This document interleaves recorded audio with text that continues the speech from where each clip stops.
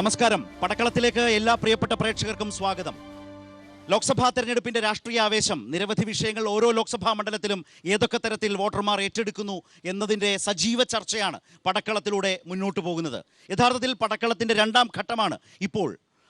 കാസർഗോഡ് നിന്ന് ആരംഭിച്ച് രണ്ടാം ഘട്ടത്തിൽ ഇപ്പോൾ നമ്മൾ കണ്ണൂർ ലോക്സഭാ മണ്ഡലത്തിലാണ് എത്തിയിട്ടുള്ളത്. മട്ടന്നൂരിൽ നിന്നുമാണ് പടക്കളം പ്രേക്ഷകർക്ക് മുൻപിലേക്ക് എത്തുന്നത്.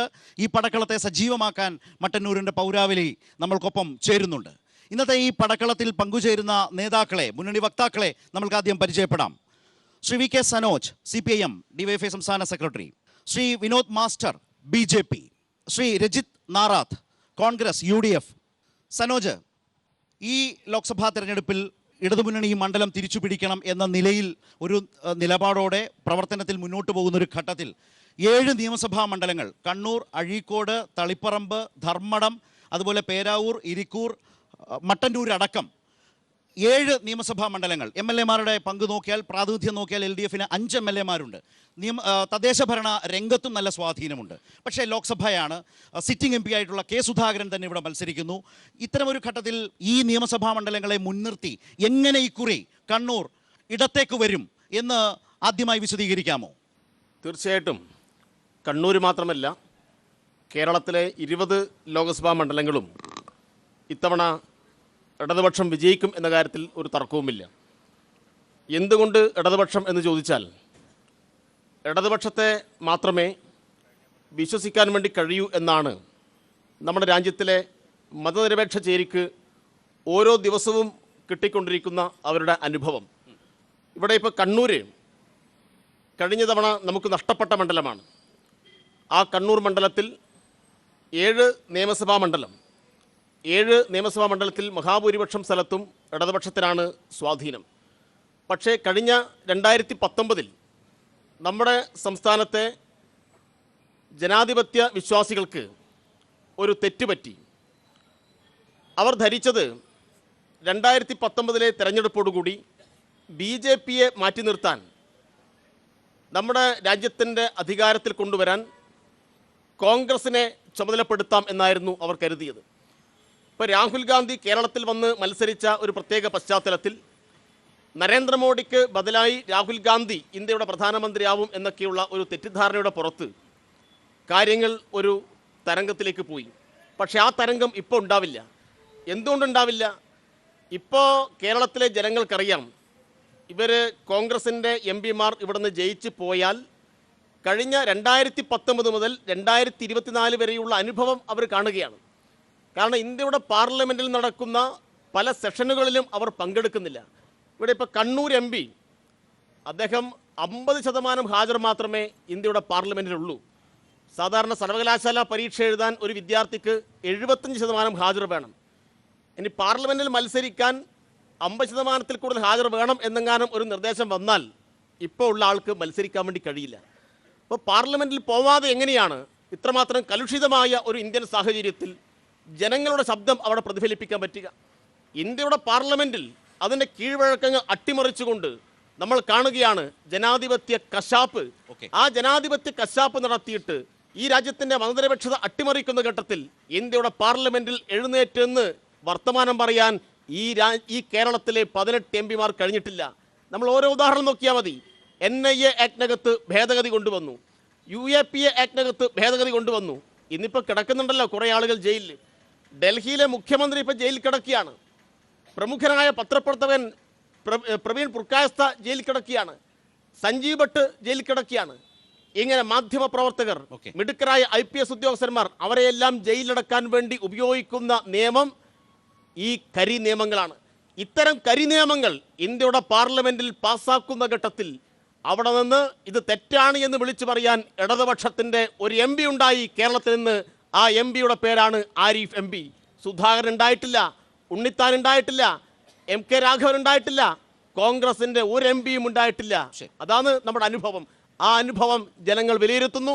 അതിനടിസ്ഥാനപ്പെടുത്തിയിട്ട് സംഘപരിവാറിനെതിരായി ഇന്ത്യയുടെ പാർലമെൻറ്റിൽ നട്ടലോടുകൂടി അന്തസ്സായി അഭിമാനത്തോടെ ധൈര്യമായ അഭിപ്രായം പറയാൻ ഇടതുപക്ഷത്തിന് മാത്രമേ കഴിയൂ എന്ന് കഴിഞ്ഞ 5 വർഷം കൊണ്ട് കേരളത്തിലെ ജനത മനസ്സിലാക്കിയിട്ടുണ്ട്. റൈറ്റ്. ഈ ഒരു സാഹചര്യത്തിലാണ് കണ്ണൂർ ലോക്സഭാ മണ്ഡലത്തിലെ 7 നിയമസഭാ മണ്ഡലങ്ങളിലും ഈ രാഷ്ട്രീയ പ്രശ്നങ്ങളുടെ ആനുകൂല്യം ഇടതുപക്ഷത്തിന് ലഭിക്കും എന്നിപ്പോൾ വി കെ സനോജ് ആമുഖമായി പറഞ്ഞു വെക്കുന്നത്. ഇവിടെ യു ഡി എഫിനെ സംബന്ധിച്ച് ഇപ്പോൾ സനോജ് പറഞ്ഞതുപോലെയാണെങ്കിൽ എം പിക്കെതിരായ ഒരു വികാരം എം പി എന്ന പ്രവർത്തനത്തിൽ നിന്ന് സ്വാഭാവികമായി ഉണ്ടാകാം. അദ്ദേഹത്തിൻ്റെ തന്നെ സംഘ് പരിവാർ അനുകൂല താല്പര്യങ്ങളുടെ പ്രകടനം പലപ്പോഴും അഭിപ്രായത്തിലൂടെ പുറത്തു വന്നത്, പ്രത്യേകിച്ച് പൗരത്വ നിയമമൊക്കെ ചർച്ച ചെയ്യുന്ന ഒരു കാലത്ത് മതന്യൂനപക്ഷങ്ങൾക്കിടയിൽ ഉണ്ടാക്കാവുന്ന ഒരു അതൃപ്തി, വിമുഖത, ഇത് കെ സുധാകരൻ എന്ന് പറയുന്ന നിങ്ങളുടെ സ്ഥാനാർത്ഥി സിറ്റിംഗ് എം പിക്ക് മുൻകാലത്തെ സ്വീകാര്യത കണ്ണൂരിൽ കിട്ടാൻ ഇടയില്ലാത്ത ഒരു പുതിയ സാഹചര്യം സൃഷ്ടിച്ചിട്ടുണ്ടോ? മാത്രമല്ല 2019 ഒരു പാറ്റേണും കേരളത്തിനകത്തില്ല, രാഹുൽ ഫാക്ടർ ഇല്ല, ശക്തമായ മത്സരം മണ്ഡലങ്ങളിൽ ഉടനീളം കാണാനുണ്ട് എന്നതുകൂടി വെച്ച് യു ഡി എഫ് 2019 എന്തൊക്കെ ഫാക്റ്റാണോ കേരളത്തിലെ ലോക്സഭാ തെരഞ്ഞെടുപ്പിൽ പ്രകടമായത്, സമാനമായതിനേക്കാളും കൂടുതൽ സംസ്ഥാന സർക്കാരിനെതിരെയുള്ള അതിശക്തമായ ഭരണവിരുദ്ധ വികാരം കൂടി ഉടലെടുക്കുമ്പോൾ കണ്ണൂർ പാർലമെൻറ്റ് മണ്ഡലത്തിൽ കഴിഞ്ഞ തവണത്തേക്കാൾ വലിയ ഭൂരിപക്ഷത്തിൽ കെ സുധാകരൻ ജയിക്കുമെന്നത് ഞങ്ങൾക്ക് യാതൊരു സംശയവുമില്ല. രണ്ടാമത്, ഇന്ത്യൻ പാർലമെൻറ്റിനകത്ത് NIA ആക്ട് ഉൾപ്പെടെ അതുപോലെ തന്നെ UAP ആക്ട് ഉൾപ്പെടെ ഭേദഗതി ചർച്ചകളൊക്കെ നടക്കുമ്പോൾ വളരെ ശക്തമായി കോൺഗ്രസിൻ്റെ MP-മാർ മുഴുവൻ ആളുകളും അതിനകത്തുണ്ടായിരുന്നു. മുഴുവൻ ആളുകളും അഭിപ്രായം രേഖപ്പെടുത്തിയിരുന്നു. ഒരു ആരിഫ് മാത്രമാണ് എന്ന് പറഞ്ഞു പരത്താൻ തുടങ്ങിയിട്ട് നാളുകളേറെയായി. അത് ശരിയല്ല. രാജ്യത്തിനകത്ത് കോൺഗ്രസ് അനിവാര്യമായി ഭരണത്തിലേക്ക് കടന്നു വരേണ്ടുന്ന ഒരു രാഷ്ട്രീയമാണ് ചർച്ച ചെയ്യുന്നത്. അല്ല, വോട്ടെടുപ്പിൽ വോട്ട് ചെയ്തത് ആരിഫ് മാത്രമാണ്, എതിർത്ത് സംസാരിച്ചവർ ആരിഫ് മാത്രമല്ല. അങ്ങനെയാണെങ്കിൽ ഇടതുപക്ഷത്തിന് എത്ര MP-മാർ പാർലമെന്റിലുണ്ട്? 6 MP-മാരുണ്ട്. കേരളത്തിലെ 6 MP-മാരുണ്ട്. 3 MP-മാർ മാത്രമേ അതിനെതിരായി വോട്ട് ചെയ്തിട്ടുള്ളൂ. ബാക്കി ഇടതുപക്ഷ നയമാണോ? അതിനകത്ത് സ്വാഭാവികമായും അവർ വോട്ട് ആണല്ലോ, ഉറപ്പായി. ആണല്ലോ. പക്ഷെ കേരളത്തിൽ നിന്ന് ഈ എഴുന്നേറ്റ് നിന്ന് ശബ്ദ വോട്ടായിരുന്നു. ശബ്ദ വോട്ടിൽ ഞാൻ ആരിഫുമായി ഈ വിഷയം സംസാരിച്ചതാണ്. ഇതുപോലെ യാത്രക്കിടയിൽ മാധ്യമപ്രവർത്തകൻ നിലയിൽ പറയുന്നു, താങ്കൾക്കത് സ്വീകരിക്കാം, തള്ളിക്കളയാം. പക്ഷെ അദ്ദേഹം പറഞ്ഞൊരു കാര്യമുണ്ട്, NIA ഭേദഗതി ബില്ലിന്റെ ചർച്ച വരുമ്പോൾ ശശി തരൂരും പ്രേമചന്ദ്രനും ശക്തമായി വിയോജിച്ചുകൊണ്ട് സംസാരിച്ചു. അത് കഴിഞ്ഞ് ആ ബില്ലിനെതിരെ വോട്ട് ചെയ്യാൻ തീരുമാനിച്ചപ്പോൾ സ്പീക്കർ പറയുന്നു ശബ്ദ വോട്ട് മതി, രഹസ്യ വോട്ട് വേണ്ട. തീരുമാനിച്ചു. ആരിഫ് പറഞ്ഞതുണ്ട്, ഞാൻ എഴുന്നേറ്റ് നിന്ന് ചുറ്റും നോക്കിയപ്പോൾ ഒറ്റയാളുമില്ല, എതിർത്ത് സംസാരിച്ചവർ പോലും ഇരിക്കുന്നു എന്ന് വെച്ചാൽ ആ ഭേദഗതി അംഗീകരിക്കുന്നു എന്നാണ് പ്രസംഗിച്ചു. പക്ഷെ ബില്ലിനെതിരെ വോട്ട് ചെയ്തില്ല എന്ന് പറയുന്നിടത്താണ് ആരിഫ് മാത്രമേ ഉണ്ടായിരുന്നുള്ളൂ എന്ന ചർച്ച ഈ തെരഞ്ഞെടുപ്പ് ആരിഫ് മാത്രമല്ല എന്നുള്ളതാണ് ഞാൻ പറഞ്ഞത്. ഇടതുപക്ഷത്തിന്റെ 6 കോൺഗ്രസ് MP-മാരുണ്ടായിരുന്നില്ല. കോൺഗ്രസ് MP-മാർ ശക്തമായി മുഴുവൻ ശശി തരൂരും നേരിട്ട് സംസാരിച്ചു. അദ്ദേഹം പാർലമെന്റിനകത്ത് ഈ ശബ്ദ വോട്ടിൽ അതിശക്തമായി സഭാരേഖകളിലില്ല. വോട്ട് ചെയ്താലേ സഭാരേഖകളിൽ വരൂ. സഭാരേഖകളിൽ പരിശോധനയ്ക്ക് വിധേയമാക്കാം. രണ്ടാമത്, രാജ്യത്ത് കേരളത്തിൽ രാഹുൽ ഗാന്ധി വന്നതുകൊണ്ട് വലിയ തരംഗമുണ്ടായി എന്നൊക്കെ പറഞ്ഞാൽ രാഹുൽ ഗാന്ധി വന്നതുകൊണ്ട് മാത്രമൊന്നല്ല തരംഗം ഉണ്ടായത്. അതേ രാഷ്ട്രീയ നിലപാടും രാഷ്ട്രീയ മുദ്രാവാക്യവും ഇന്ന് രാജ്യത്ത് നിൽക്കുകയാണ്. നരേന്ദ്രമോദിയുടെ നേതൃത്വത്തിലുള്ള സർക്കാർ ഈ രാജ്യത്ത് ഇനിയും മുന്നോട്ട് പോയാൽ ജനാധിപത്യം ഹനിക്കപ്പെടും. ജനാധിപത്യ പ്രവർത്തനത്തിൽ ശക്തമായ ഇടപെടലുകൾ വേണ്ടുന്ന ഒരു സാഹചര്യത്തിൽ നമ്മളെല്ലാവരും ഒറ്റക്കെട്ടായി ഈ രാജ്യത്തിനകത്ത് ഇന്ത്യ മുന്നണി ഉണ്ടാക്കി ഈ പോരാട്ടത്തിൽ നിൽക്കുമ്പോൾ ഇന്ത്യ മുന്നണിക്ക് നേതൃത്വം കൊടുക്കാൻ കോൺഗ്രസിന് മാത്രമേ സാധിക്കൂ. ആ കോൺഗ്രസിനെ പിന്തുണയ്ക്കുക എന്നുള്ളത് രാജ്യത്തിലെ മുഴുവൻ ആളുകളും വിശ്വസിച്ചുകൊണ്ടിരിക്കുമ്പോൾ കേരളത്തിലും അതിന്റെ അനുരണങ്ങൾ ഉണ്ടാകും. 20 പാർലമെന്റ് സീറ്റുകൾ ഞങ്ങൾ ജയിക്കും. അത് കഴിഞ്ഞ തവണ 19 ആയിരുന്നെങ്കിൽ ഇത്തവണ 20 എന്നുള്ളതാണ് UDF ഒരു അവകാശവാദം മട്ടന്നൂരിൽ നമ്മൾ കണ്ടത്.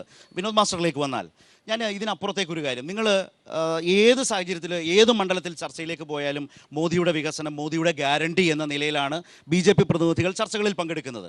പക്ഷേ എൻ്റെ ചോദ്യം, ഉത്തര മലബാറിൻ്റെ വികസനത്തിൽ ഏറ്റവും വലിയ സാധ്യതയായി നിൽക്കുന്ന കണ്ണൂർ വിമാനത്താവളം, ആ കണ്ണൂർ വിമാനത്താവളത്തിന് പോയിന്റ് ഓഫ് കോൾ പദവി കൊടുക്കാതെ വിദേശ വിമാന കമ്പനികൾക്ക് ഇവിടേക്ക് വരാനും പോകാനും കഴിയാത്ത നിലയിൽ അതിനെ ഇല്ലായ്മ ചെയ്യുന്ന ഒരു കാലത്ത് നിങ്ങളുടെ മോദി ഗ്യാരണ്ടിയിൽ എന്തേ അത് ഉൾപ്പെടുന്നില്ല?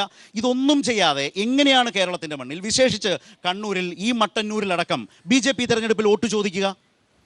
60 വർഷക്കാലത്തെ കോൺഗ്രസ് ഭരണം ഈ രാജ്യത്ത് ഉണ്ടാക്കിയ പോറൽ ചില്ലറയല്ല. അഴിമതി ഭരണമാണ് കോൺഗ്രസിൻ്റെ ഭരണകാലത്തുണ്ടായത്. നമുക്കൊക്കെ ഓർമ്മയുണ്ടാവും, നോട്ട് കെട്ടുകൾ അട്ടിക്ക് വെച്ച് കിടക്ക പോലെ ആക്കി കിടന്നുറങ്ങിയ കേന്ദ്രമന്ത്രിമാരുണ്ടായിരുന്നു കോൺഗ്രസിൻ്റെ ഭരണകാലത്ത്.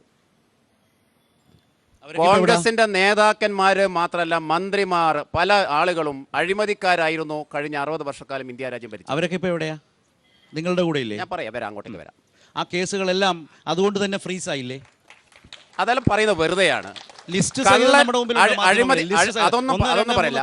അതായത് ഒരു ഡസൻ 60 ഒരു കാര്യം ഞാൻ പറയാം. ED കേസുകൾ, CBI കേസുകൾ താങ്കൾ അഴിമതി കാട്ടിയവൻ അത് ആരായാലും ജയിലിൽ പോകണം. പക്ഷെ അത് അക്കാര്യത്തിൽ ഒരു കോംപ്രമൈസ് ഇല്ല. നടന്നു. കേജ്രിവാളിന്റെ കാര്യത്തിൽ നിങ്ങൾ അതായിരിക്കുമല്ലോ ഉദ്ദേശിച്ചു വരുന്നത്? ഒരിക്കലുമല്ല.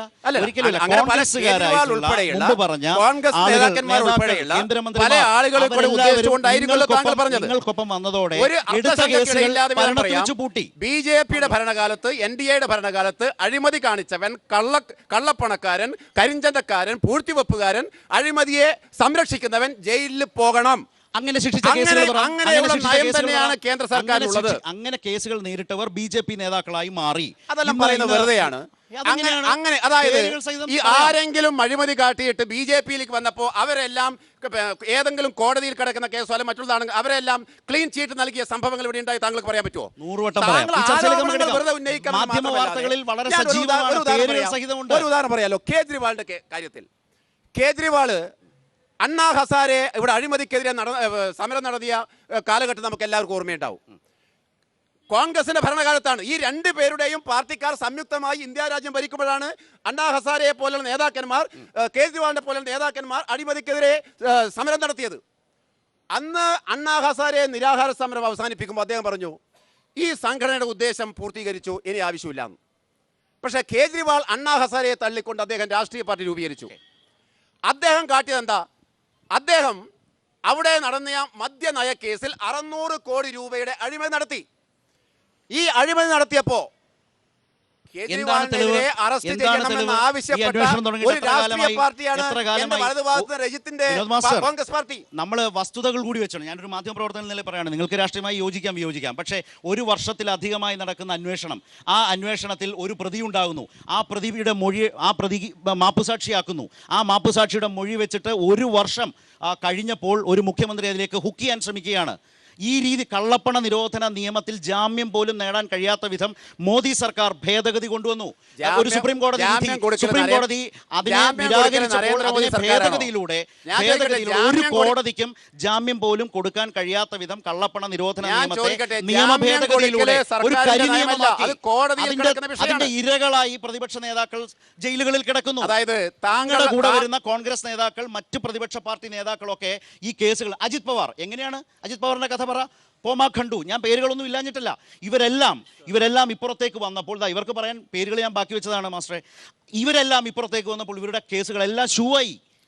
താങ്കൾ പറയുന്നതാണല്ലോ അഴിമതിക്കാർ ആരെങ്കിലും അഴിമതി കാട്ടിയിട്ടുണ്ടെങ്കിൽ ഇവിടെ നിയമ സംവിധാനം രക്ഷപ്പെടും എന്നുള്ള തോന്നൽ ആർക്കും വേണ്ട. കേജ്രിവാളിന്റെ കേസിൽ വളരെ കൃത്യമായി പറയാം, കേജ്രിവാളിന് നേരെ അറസ്റ്റ് ചെയ്യണമെന്ന് ആവശ്യപ്പെട്ട ഇന്ത്യയിലെ ഒരു രാഷ്ട്രീയ പാർട്ടിയാണ് കോൺഗ്രസ്. അതുപോലെ മറ്റൊരു രാഷ്ട്രീയ പാർട്ടിയാണ് കമ്മ്യൂണിസ്റ്റ് പാർട്ടി CPIM. ഈ നേതാക്കന്മാർ ഉൾപ്പെടെ ഇവരെ കേജ്രിവാളിന് നേരെ അറസ്റ്റ് ചെയ്യണമെന്ന് ആവശ്യപ്പെട്ട സംഘടനകൾ ഇപ്പോൾ കേജ്രിവാളിനെ അറസ്റ്റ് ചെയ്തപ്പോൾ ഇവർക്ക് വലിയ വേവലാതിയാണ്. എപ്പോഴാണ് ഇവർക്ക് കേജ്രിവാൾ വിശുദ്ധനായത്? ശരി, ആപ്പ് എന്ന് പറയുന്ന രാഷ്ട്രീയ പ്രസ്ഥാനം ഇവർ നേതൃത്വം നൽകുന്ന, ഈ 2 പേരും നേതൃത്വം നൽകുന്ന ഇന്ത്യ സഖ്യത്തിൽ ഘടകകക്ഷിയായപ്പോ കേജ്രിവാൾ ശുദ്ധനാകുന്നു. അത് തന്നെയല്ലേ മോദി സർക്കാരിന്റെയും വെപ്രാളം? അല്ലല്ല, നരേന്ദ്രമോദി, അതായത് താങ്കൾക്ക് പറയാൻ പറ്റുമോ ഈ കഴിഞ്ഞ 10 വർഷത്തിനിടയിൽ കേന്ദ്രത്തിലെ BJP സർക്കാരിൽ ഏതെങ്കിലും മന്ത്രി അഴിമതിക്കാരനാണ് എന്നുള്ള ആരോപണം താങ്കൾ ഇതിനു മുമ്പ് ഒരു സർക്കാർ തന്നെ ഏറ്റവും വലിയ അഴിമതിയുടെ മുഖത്ത് നിൽക്കുകയാണ്. ഇലക്ട്രൽ ബോണ്ട് പോലെ ഒരു മന്ത്രി വേണ്ട, ഒരു സംവിധാനമാകെ അഴിമതി നിറഞ്ഞതാണ് എന്ന് തെളിയിച്ചത് ഇലക്ട്രൽ ബോണ്ടിലെ സുപ്രീം കോടതിയുടെ ഭരണഘടനാ ബെഞ്ചിന്റെ വിധിയാണ്. നിങ്ങൾ വാങ്ങിച്ച 6000 കോടി അടക്കം റദ്ദു ചെയ്തു. SBI എന്തെല്ലാം കളി കളിച്ചു, വിവരങ്ങൾ പുറത്തു പറയാതിരിക്കാൻ സുപ്രീം കോടതി ചെവിക്ക് പിടിച്ച് സമയാസമയം പറയിച്ചതുകൊണ്ടല്ലേ അതിനെതിരെ പോരാടിയതാരാണ്? മറ്റൊരു രാഷ്ട്രീയ പാർട്ടിയല്ലേ? അവർ വാങ്ങിച്ചോ ഇലക്ട്രൽ ബോണ്ട്? അക്കൗണ്ട് അവരെടുത്തോ? ഇല്ല മാസ്റ്റർ. എന്നിട്ട് നിങ്ങൾ എന്താ അഴിമതി വിരുദ്ധതയാണ്? ഇലക്ട്രൽ ബോണ്ടിന്റെ കേസിൽ എന്താണ് കോൺഗ്രസ് ഇലക്ട്രൽ ബോണ്ട് വാങ്ങിയിട്ടുണ്ട്? മോദി എന്ന പ്രധാനമന്ത്രി തന്നെ ഗുരുതരമായ അഴിമതിയുടെ പ്രധാനപ്പെട്ട കാരണക്കാരനായി, ഉത്തരവാദിയായി രാജ്യത്തിന് മുമ്പിൽ നിൽക്കുകയാണ്. അതായത് ഭരണഘടനാ ബെഞ്ചിന്റെ വിധിയിലൂടെ ഇലക്ട്രൽ ബോണ്ട് ഇവിടെ നാം ചിന്തിക്കേണ്ടത് കള്ളപ്പണം ബ്ലാക്ക് മണി വൈറ്റ് മണിയാക്കുന്ന രാഷ്ട്രീയ പാർട്ടികളിലൂടെ വൈറ്റ് മണിയാക്കുന്ന സാഹചര്യം ഇന്ത്യ രാജ്യത്ത് എത്രയോ കാലമായി ഉള്ള സംഭവങ്ങൾ സുപ്രീം കോടതി അംഗീകരിച്ചില്ല. അതോടുകൂടി അല്ല, സുപ്രീം കോടതി വിനോദ് മാസ്റ്റർ സുപ്രീം കോടതി അത് അംഗീകരിക്കാത്തിടത്തോളം കാലം BJP വാദം ഇനി രാജ്യത്ത് നിലനിൽക്കില്ലെന്നേ. ഞാൻ അത്രേ പറഞ്ഞുള്ളൂ. സുപ്രീം കോടതിയുടെ ഭരണഘടനാ ബെഞ്ച് തന്നെ റദ്ദ് ചെയ്തില്ലേ അത്? താങ്കൾ പറഞ്ഞു കഴിഞ്ഞു. ശരി, ഞാൻ പറഞ്ഞോട്ടെ. പറയൂ. ഇലക്ട്രൽ ബോണ്ട് കള്ളപ്പണം വൈറ്റ് മണിയാക്കുന്ന രാഷ്ട്രീയ പാർട്ടികൾ കൊടുക്കുന്ന സാഹചര്യം ഇന്ത്യ രാജ്യത്തുണ്ട്. ഇലക്ട്രൽ ബോണ്ട് നിയമ സംവിധാനം വഴി രാഷ്ട്രീയ പാർട്ടികൾ പണം സ്വീകരിക്കുന്നു. ശരി, അതില് ഇലക്ട്രൽ ബോണ്ട് വാങ്ങിയ പാർട്ടി കോൺഗ്രസ് പാർട്ടി 1600 കോടി കോൺഗ്രസ് പാർട്ടി വാങ്ങിയിട്ടുണ്ട്. DMK എല്ലാ രാഷ്ട്രീയ പാർട്ടികളും വാങ്ങിയിട്ടുണ്ട്. എന്നാൽ എന്റെ ഇടതുഭാഗത്തിരിക്കുന്ന സനോജിന്റെ പാർട്ടി CPM വാങ്ങിയിട്ടില്ല. അവർ വലിയ ആവേശത്തോടുകൂടി ഞങ്ങൾ ഇലക്ട്രൽ ബോണ്ടിന് എതിരാണ്, ഞങ്ങൾ വാങ്ങില്ല. നിങ്ങൾക്ക് വാങ്ങാൻ പറ്റൂല ഇലക്ട്രൽ ബോണ്ട്. എന്തുകൊണ്ട് വാങ്ങാൻ പറ്റില്ല? അല്ല, താങ്കൾ സമയത്ത് ഞാൻ കാര്യം സംസാരിച്ചില്ല.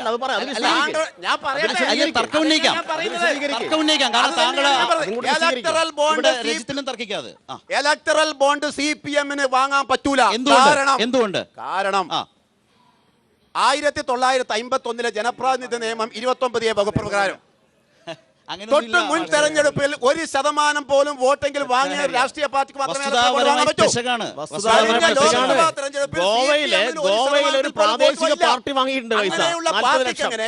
അങ്ങനെയുള്ള പാർട്ടിക്ക് ഇലക്ട്രൽ ബോണ്ട് വാങ്ങാൻ പറ്റൂല. ഒന്നത്. രണ്ടാമത്തെ കാര്യം, ജസ്റ്റിസ് DY ചന്ദ്രചൂഡിന്റെ 680 കോടി രൂപ ഈ കേസ് കേൾക്കുമ്പോൾ ചോദിച്ചു, നിങ്ങൾ എന്തിനാണ് ഈ കേസുമായി വരുന്നത്? നിങ്ങൾ ഇതിന്റെ ബെനിഫിഷ്യറി അല്ലേ എന്ന് രാജ്യത്തിന്റെ ചീഫ് ജസ്റ്റിസ് ചോദിച്ചാൽ അദ്ദേഹത്തിന് അറിയാത്തതാണോ ഇത്? അദ്ദേഹം തന്നെ ചോദിച്ചു, നിങ്ങൾ എന്തിന് കേസ് കൊടുക്കണം? ഇലക്ട്രൽ ബോണ്ടിലൂടെ കിട്ടുന്ന പണത്തിന്റെ ഗുണഭോക്താവല്ലേ എന്ന് ചോദിച്ചത് CPM എന്ന പാർട്ടിയോടാണ് സാറേ.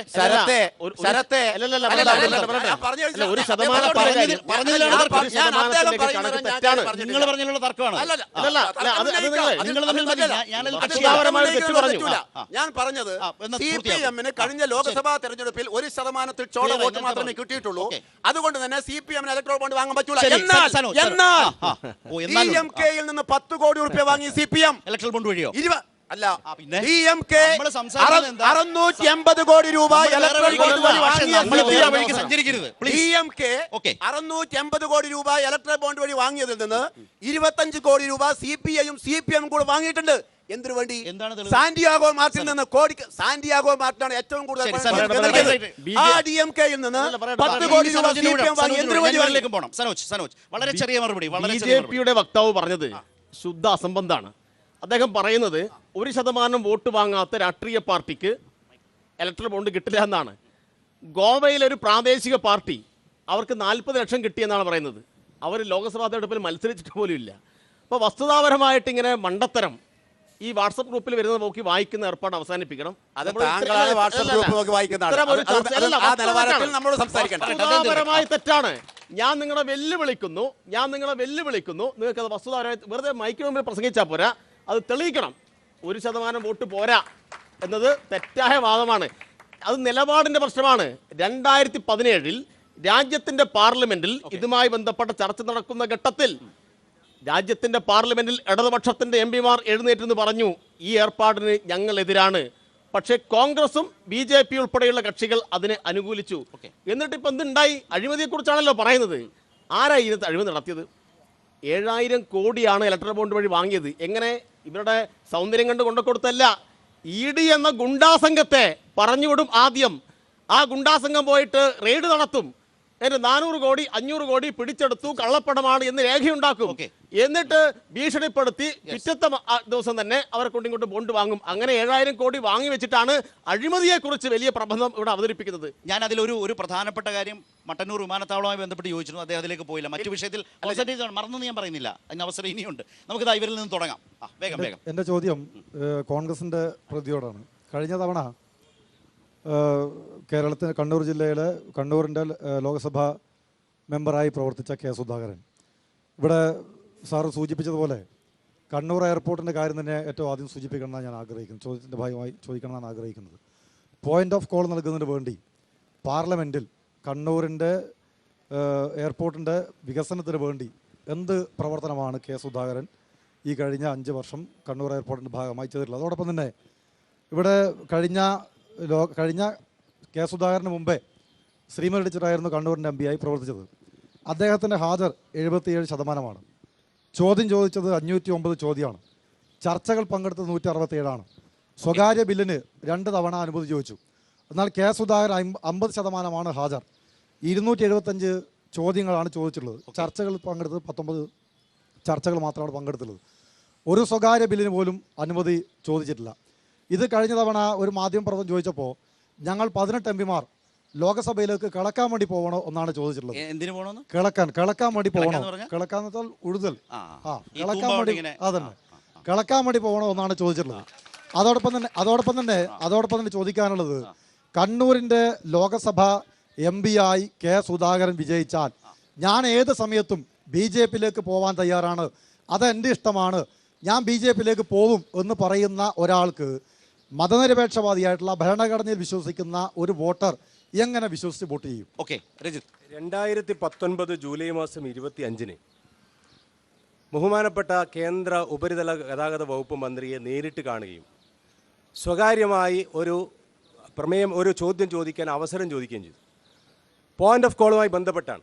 ആ പോയിന്റ് ഓഫ് കോൾ കൊടുക്കുന്നതിന് പകരം കേന്ദ്ര ഗവൺമെൻറ് മട്ടന്നൂർ എയർപോർട്ടിനെ ഇൻറ്റീരിയർ പോയിൻ്റായി നിലനിർത്തുകയാണ്. ഇൻറ്റീരിയർ പോയിന്റ് മാത്രമാണ് ആ പോയിന്റ് ഓഫ് കോൾ കൊടുക്കാൻ പാടില്ലെന്ന് 2019 ഡിസംബർ 11-ന് 2019 ജൂലൈ മാസം വീണ്ടും കണ്ടു.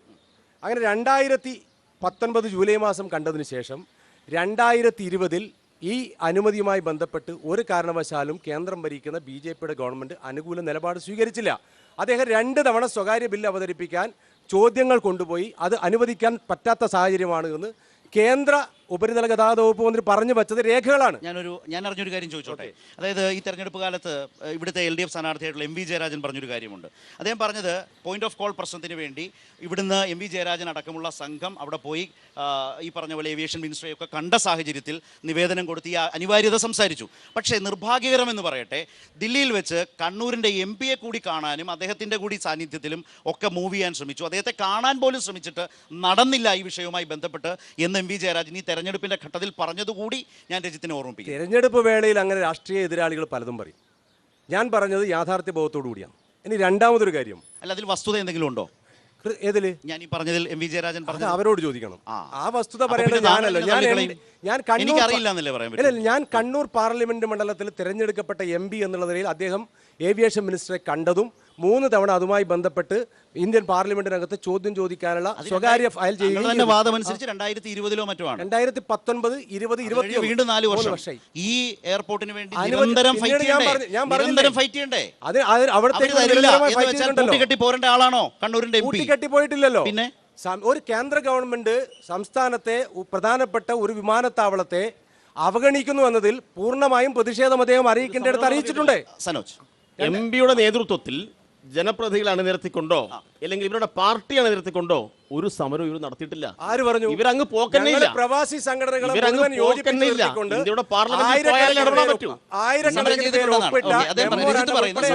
ഇന്ത്യയുടെ പാർലമെന്റിൽ ഇന്ത്യയുടെ പാർലമെന്റിൽ അതിന്റെ രേഖകൾ പരിശോധിച്ചാൽ നമുക്ക് കാണാൻ വേണ്ടി കഴിയും. ഇത് സംബന്ധിച്ചൊന്നും ഒരു ഇടപെടലും സുധാകരൻ നടത്തിയിട്ടില്ല. ഇപ്പൊ വാട്സപ്പിന്റെ ഒക്കെ കാലാണല്ലോ. എന്നാൽ പിന്നെ ഇവര് പല സന്ദേശമായിട്ട് പ്രചരിപ്പിക്കുമല്ലോ സുധാകരൻ പ്രസംഗിക്കുന്നത്, അതിന്റെ വീഡിയോ. അങ്ങനെ എന്തെങ്കിലും ആരെങ്കിലും കണ്ടിട്ടുണ്ടോ? നമ്മൾ ആരും ഇതുവരെ കണ്ടിട്ടില്ല. ഒരു പ്രസംഗം ഞാൻ കണ്ടിട്ടുണ്ടോ? അല്ല, കാണിക്കട്ടെ. ഒന്നുമില്ല. അല്ല, എനിക്ക് നിങ്ങളെ ആരുടെയും നിങ്ങളോട് കോമൺ ആയി മനസ്സിലാക്കേണ്ടത്, കണ്ണൂരിൽ നിന്നുള്ള മറ്റ് MP-മാരുടെ പ്രസംഗങ്ങളൊക്കെ നമ്മൾ കേൾക്കാറുണ്ട്. കാണാൻ പറ്റുമോ? അങ്ങനെ ഇല്ലല്ലോ, പിന്നെ എങ്ങനെ കാണാൻ പറ്റൂ?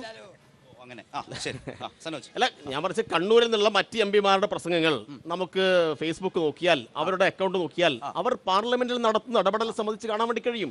CIA വിഷയമായി കഴിഞ്ഞാലും, NIA ആക്ട് ഭേദഗതി സംബന്ധിച്ചാലും, മുത്തലാഖുമായി ബന്ധപ്പെട്ട വിഷയമായി കഴിഞ്ഞാലും, ഏത് പ്രക്ഷുബ്ധമായിട്ടുള്ള വിഷയങ്ങളിലും MP-മാരുടെ പ്രസംഗവും അതുമായി ബന്ധപ്പെട്ട ഇടപെടലും രേഖയായിട്ട് ഈ പുതിയ സോഷ്യൽ മീഡിയ കാലത്ത് നമുക്ക് കാണാൻ വേണ്ടി കഴിയും. അന്ന് നമ്മൾ പാർലമെന്റ് രേഖ പോയി പരിശോധിക്കൊന്നും വേണ്ട.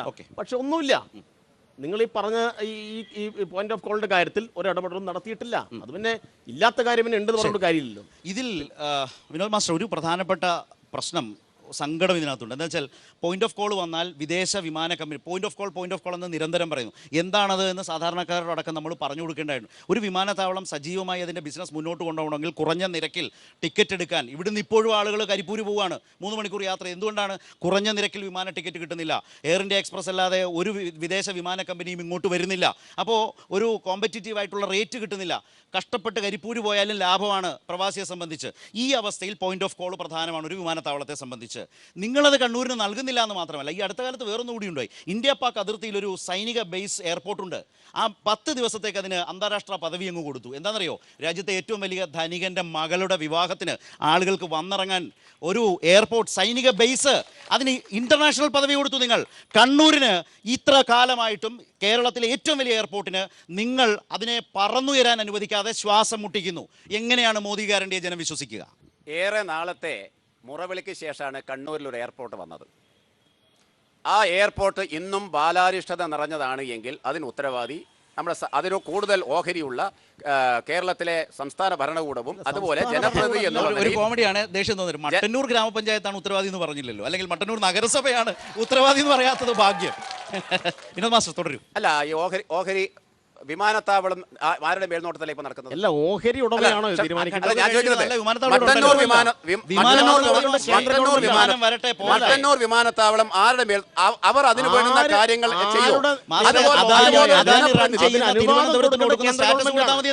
അദാനി റൺ ചെയ്യുന്ന തിരുവനന്തപുരത്തിന്റെ സ്റ്റാറ്റസ് കണ്ണൂരിന് കൊടുത്താൽ മതി. ഈ പ്രദേശം മാറും. 24 മണിക്കൂറും പ്രവർത്തിക്കുന്ന കടകൾ, ജനങ്ങളുടെ ജീവിതത്തിൽ വരുന്ന മാറ്റം കൺമുമ്പിൽ കാണുന്നവരാണ് ഞങ്ങളൊക്കെ. തിരുവനന്തപുരത്തൊക്കെ ജീവിക്കുന്നുണ്ട്. അദാനിയുടെ ആ എയർപോർട്ടിന് കൊടുക്കുന്ന സ്റ്റാറ്റസിന്റെ പകുതിയെങ്കിലും കണ്ണൂരിന് കൊടുക്കൂ. അദാനിയെ വിമർശിക്കുന്ന ആളുകൾ അദാനിയുടെ പിന്നാലെ പോകുന്നു നാം ചിന്തിക്കണം. അദാനിയെ വിമർശിക്കുന്ന ആളുകൾ അദാനിയുടെ പിന്നാലെ പോകുന്ന കാര്യം ഞാൻ ചോദിക്കട്ടെ, മട്ടന്നൂർ വിമാനത്താവളത്തിന്റെ പ്രയാസങ്ങൾ പരിഹരിച്ച് കിട്ടണം എന്ന് നമ്മുടെ എത്ര ജനപ്രതിനിധികൾ കേന്ദ്ര സർക്കാരിനെ കണ്ട് ഈ ആവശ്യങ്ങൾ ഉന്നയിച്ചിട്ടുണ്ട്? കേന്ദ്രം എന്ത് ചെയ്യും?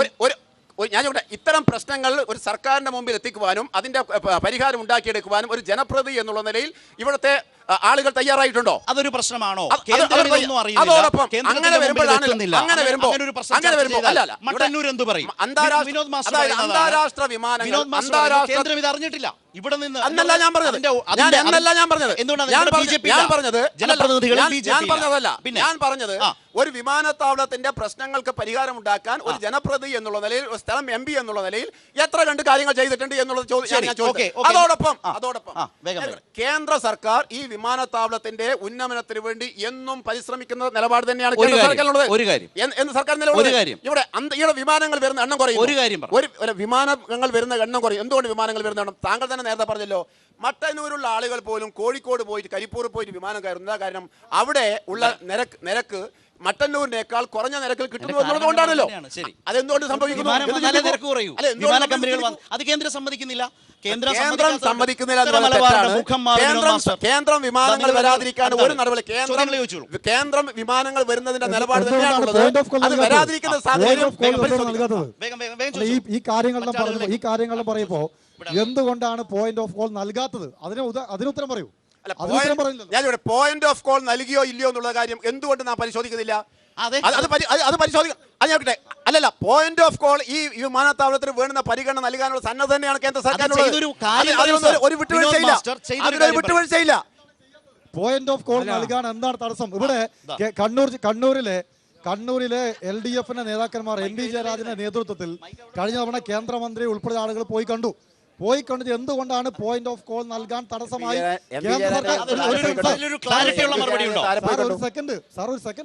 സനോജ്, ഇദ്ദേഹത്തിന്റെ വാദം ഇപ്പൊ വീണ്ടും ഇവിടുന്ന് ചോദ്യം വരുന്നു. ആ രീതിയിൽ കേന്ദ്രത്തിന് കൈയൊഴിയാമോ ഇക്കാര്യത്തിൽ? അല്ല, കേന്ദ്രം ഈ വിമാനത്താവളത്തിന്റെ കാര്യത്തിൽ മാത്രമല്ല, മൊത്തത്തിൽ കേന്ദ്ര ഗവൺമെന്റ് ഒരു കേരള വിരുദ്ധ സമീപനം സ്വീകരിക്കുകയാണ്. എന്തുകൊണ്ട് കേരള വിരുദ്ധ സമീപനം സ്വീകരിക്കുന്നു?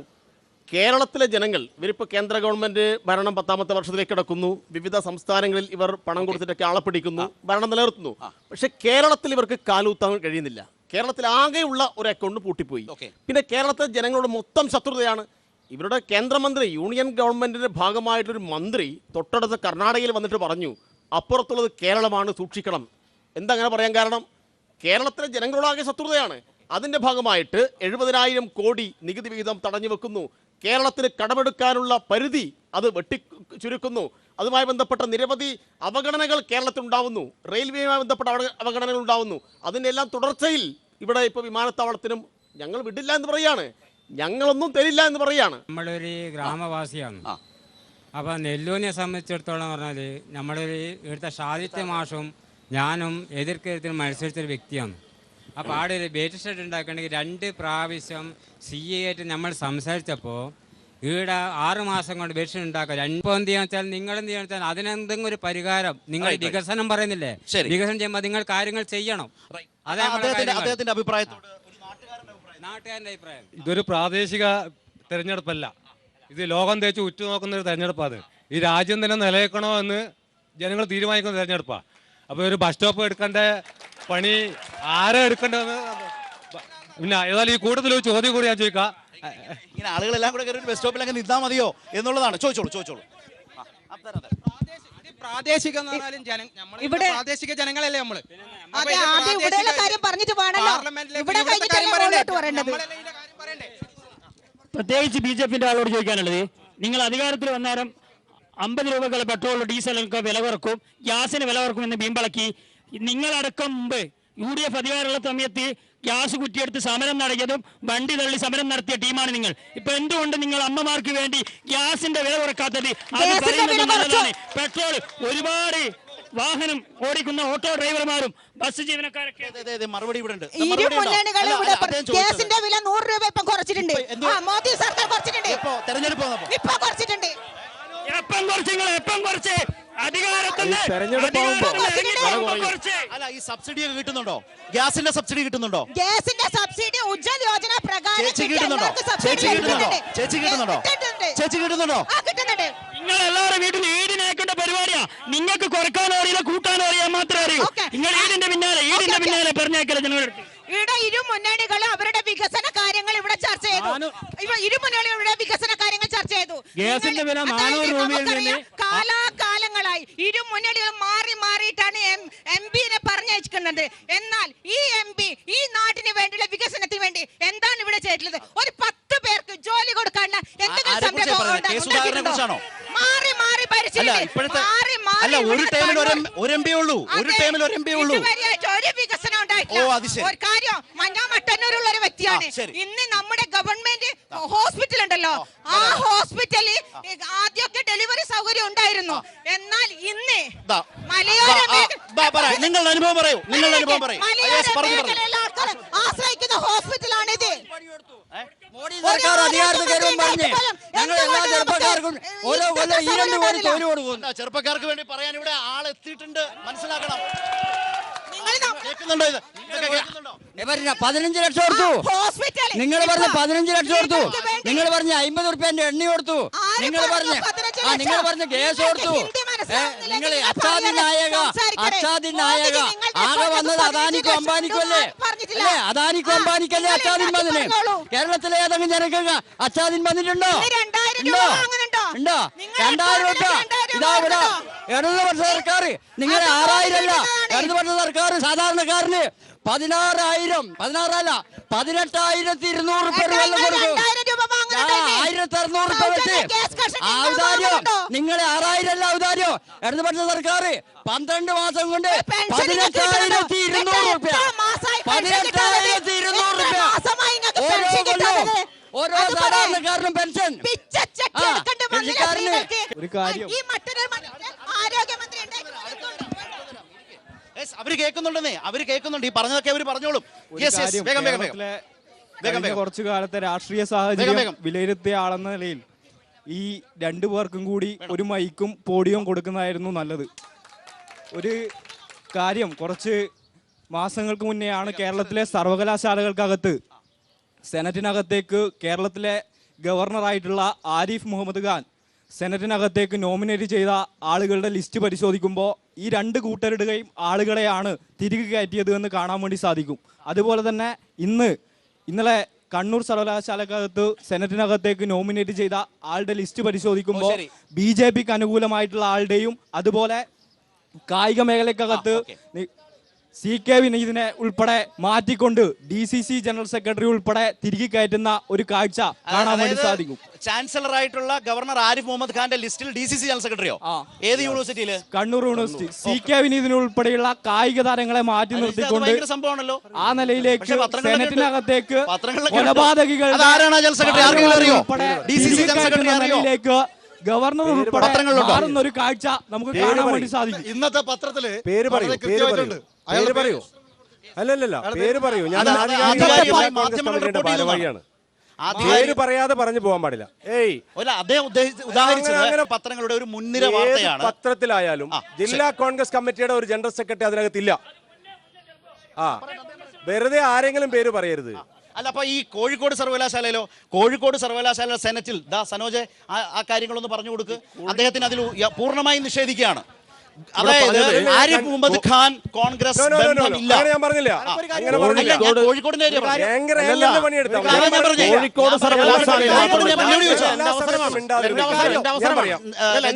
ഒരിക്കലും എന്റെ അവസരമാണ്. ആരിഫ് മുഹമ്മദ് ഖാൻ ഈ കേരളത്തിലെ സർവകലാശാലകളിലെല്ലാം അദ്ദേഹത്തിൻ്റെതായ ലിസ്റ്റ് പ്രസിദ്ധീകരിച്ച് സെനറ്റിലേക്കും അതുപോലെ തന്നെ വൈസ് ചാൻസലർമാരായിട്ടും ഒക്കെ ആളുകളെ നിയമിച്ചത് സർക്കാരും ആരിഫ് മുഹമ്മദ് ഖാനും തമ്മിലുള്ള പോരാട്ടത്തിന്റെ ഭാഗമായിട്ടാണെങ്കിൽ കോൺഗ്രസും ആരിഫ് മുഹമ്മദ് ഖാനും തമ്മിൽ എവിടെയാ ബന്ധം?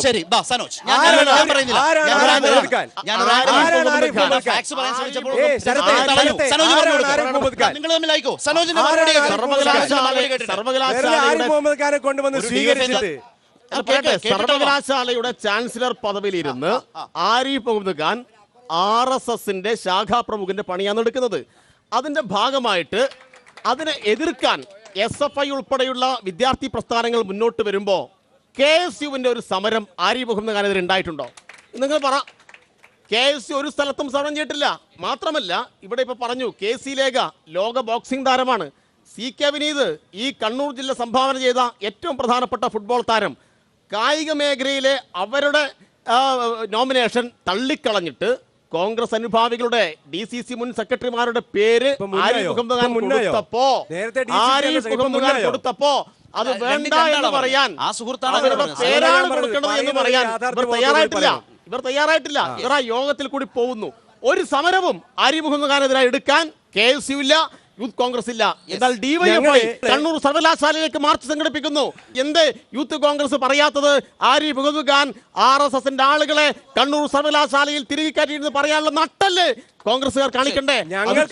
എപ്പോഴാണെന്നറിയോ? പൗരത്വ നിയമ ഭേദഗതി കേരളത്തിലെ നിയമസഭക്കകത്ത് പ്രമേയമായി O രാജഗോപാൽ ഉൾപ്പെടെ ഒരുമിച്ച് ചേർന്ന് പ്രമേയം പാസാക്കിയിട്ട് ആ പ്രമേയം കേന്ദ്ര സർക്കാരിലേക്ക് അയക്കാതെ മുക്കി വെച്ച ആരിഫ് മുഹമ്മദ് ഖാനെ നിയമസഭയിൽ കടത്തിവിടില്ല എന്ന് പ്രതിപക്ഷ MLA-മാർ മുഴുവനും പറഞ്ഞപ്പോൾ രണ്ട് കൈയും കെട്ടി സ്വീകരിച്ച് ആരിഫ് മുഹമ്മദ് ഖാനെ താലം വെച്ച് സ്വീകരിച്ച കേരളത്തിലെ കമ്മ്യൂണിസ്റ്റ് പാർട്ടിയെ നമുക്കറിയാം. ശരിയാണോ? അത് ആരിഫ് മുഹമ്മദ് ഖാനെതിരായി നമുക്കറിയാം. ആരിഫ് മുഹമ്മദ് ഖാനെതിരായി സംസ്ഥാന ഗവൺമെന്റും CPI-യും എടുക്കുന്ന സമീപനത്തിന് ഒരാളെയും സർട്ടിഫിക്കറ്റ് ആവശ്യമില്ല. ആരിഫ് മുഹമ്മദ് ഖാനെതിരായി മുഖത്ത് നോക്കിയിട്ട് മുദ്രാവാക്യം വിളിക്കാൻ SFI-യുടെ ചുണക്കുട്ടികൾ നിയമസഭയിൽ കണ്ടില്ലല്ലോ. മുഴുവൻ തയ്യാറായി. യൂത്ത് കോൺഗ്രസും KSU ഒന്നും എവിടെയും ഉണ്ടായിട്ടില്ല. ആരിഫ് മുഹമ്മദ് ഖാൻ RSS ആണ് എന്ന് പറയാനുള്ള തന്റെ ഇടം ഞങ്ങൾക്കുണ്ട്, നിങ്ങൾക്കതില്ല.